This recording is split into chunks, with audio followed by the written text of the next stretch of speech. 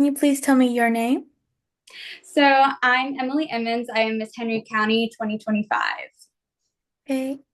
And where are you from? You said that you're from Henry County? I'm not from Henry County. It was an open pageant, so meaning anybody could do it. But I'm from Grayson, Georgia, so that is in Gwinnett County. Okay. Well, that's wonderful. Can you please tell me about your mental health history and your story? Yes, definitely.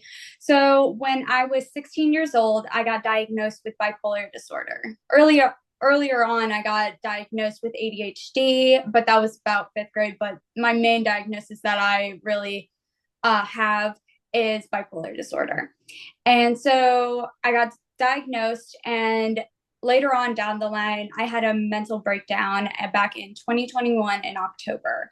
And that really altered who I was and what my mindset was. And it really changed me for, I guess you could say, the better, because I feel like a lot better as the person I am now than who I was before.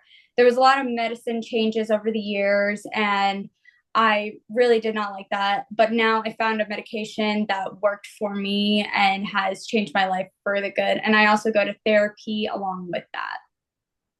Well, thank you very much for sharing your story, and I'm glad that you are feeling better. Can you please tell me about how NAMI has benefited you in your mental health? It has definitely benefited me. It really helps me get a voice out there that it is okay to not be okay, but it's not okay to stay not okay. With being a pageant girl in the Miss America, Miss Georgia organization, we get to have community service initiatives, and mine is, of course, on mental health awareness. And it's very important for me to get the word out there that it's okay to not be okay, but it's not okay to stay not okay. And my biggest thing that I love about NAMI is that they don't see it as a struggle. They see it as something that is just there that makes you unique in every way possible. Oh, well, that's really great, and I really do appreciate you sharing that. Do you know who your legislators are in Georgia? Yes, I have them written down. Give me one little second. Okay, so for the House is Sigon Adenia, I think is how you say his name. And then for the Senate, it's Nikki Merritt. Okay. If you could tell them anything about the importance of mental health and mental health policy, what would you tell them? I would definitely tell them that it's okay to not be okay, but it's not okay to stay not okay.